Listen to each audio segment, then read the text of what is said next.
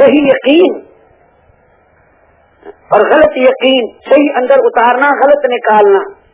غلط کیا ہے کہ میں مال جمع کرنے کی محنت کروں گا تو مجھے مال ملے گا، کہ جب مال مل جائے گا مال سے چیزیں خریدوں گا، جب میرے پاس مال بھی بہت ہو گیا، چیزیں سامان بھی بہت ہو گیا تو میں کامیاب ہو جاؤں گا۔ یہ ہے غلط یقین۔ کیسے پتا چلا؟ قرآن پاک سے پتا چلا۔ قارون کے پاس مال بہت تھا لیکن ناکام ہوا، فرعون کے پاس مال بہت تھا، ملک تھا۔ الیس لی ملک مصر وہذہ الانہار، یہ ملک مصر میرا نہیں ہے، یہ نہریں میری نہیں ہے۔ بادشاہوں کے پاس مال ہوتا ہی ہے، تو قرآن بتاتا ہے کہ مال کے ہوتے ہوئے ناکام ہوا۔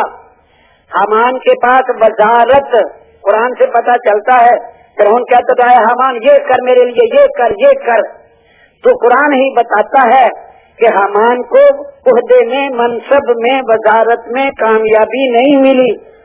وقارون وفرعون وحامان، تینوں کا نام لیا، پھر آگے بتایا کلن اخذنا بذنبہ، ان سب کو ہم نے ان کے گناہوں کی وجہ سے پکڑا۔ اور قوموں کا حال بھی بتایا، اور اس کے آگے جا کے یہ جملہ فرمایا قوم نوح کے پاس اکثریت ہے، کامیابی نہیں، قوم عاد کے پاس قوت ہے، کامیابی نہیں، قوم سمود کے پاس صنعت ہے، کامیابی نہ ملی، قوم شعیب کے پاس تجارتیں تھیں، کامیابی نہیں ملی، قوم سبا کے پاس زمینیں تھیں، کھیت باغات، قرآن بتاتا ہے کامیابی نہیں ملی۔ اصحاب السبت کے پاس ہنر تھا مچھلیاں پکڑنے کا، قرآن بتاتا ہے کامیابی نہیں ملی۔ ابرا کافر جس کے پاس فوج تھی، اصحاب فیل، قرآن بتاتا ہے ان کو کامیابی نہیں ملی۔ دل کا عشرتن کاملہ، یہ مال والے، اسباب والے، عہدے والے، حکومت والے، وزارتوں والے، تجارت والے، قوت والے، صنعت والے، تجارت والے، زمینوں کھیتیوں والے، ہنر والے، فوجوں والے، یہ سارا قرآن پاک نے بتایا ہے ان کو ان چیزوں میں کامیابی نہیں ملی۔ سوچنے کی بات یہ ہے کامیابی تو نہیں ملی، پر اللہ پاک نے ہمیں کس لیے بتایا؟ نہیں ملی تو نہیں ملی، ختم ہو گئی بات؟ نہیں، ختم نہیں ہوئی بات۔ اللہ پاک اس امت محمدیہ کو بتانا چاہتا ہے دیکھو تم اپنی زندگی غلط بنیادوں پہ نہ اٹھانا، یہ بتا رہا ہے اللہ پاک۔ اور اگر یہ کرو گے تو پھر ان کو جو بھگتنا پڑا ہے وہی تمہارے مقدر میں ہوگا۔ اس لیے ہمیں آگاہ کیا ہے، بتایا ہے، بتایا ہے۔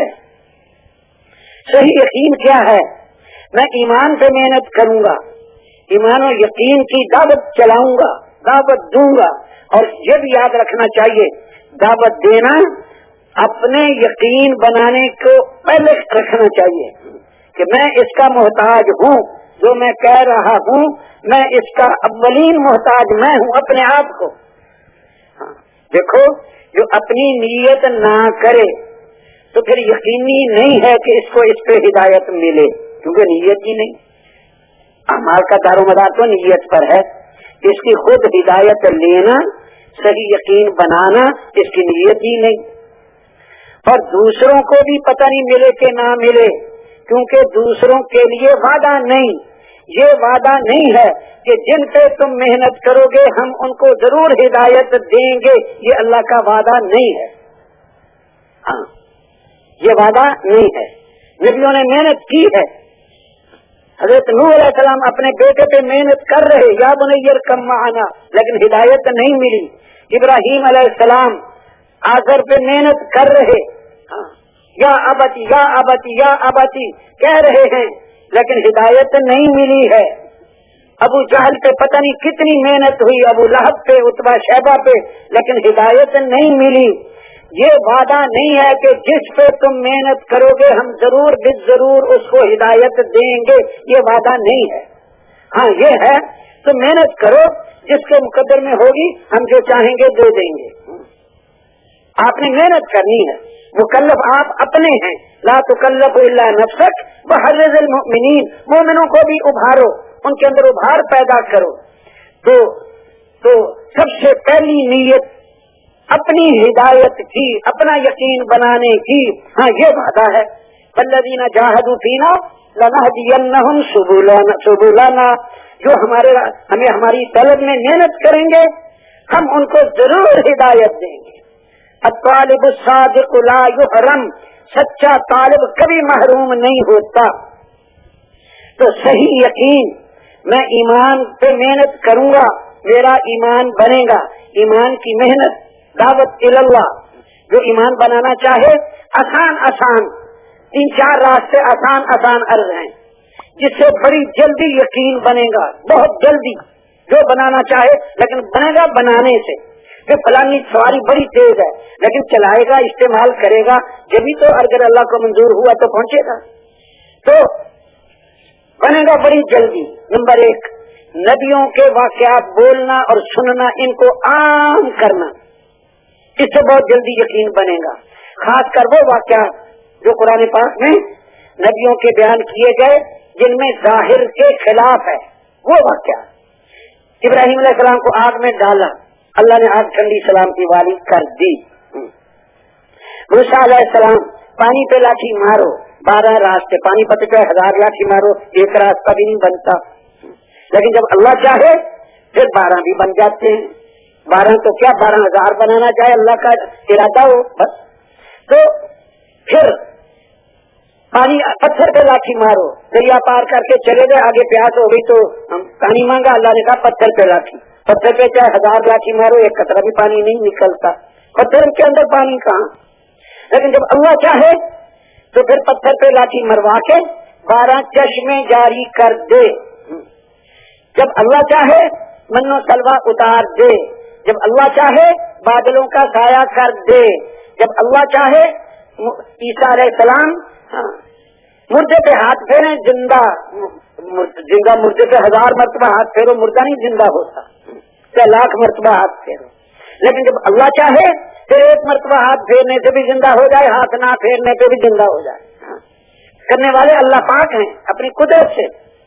نابینا، اس کی آنکھوں پہ ہاتھ پھیرا تو نظر ٹھیک ہو گئی. کرنے والے اللہ پاک ہے، نہ آپریشن نہ کچھ، پیدائشی نابینا.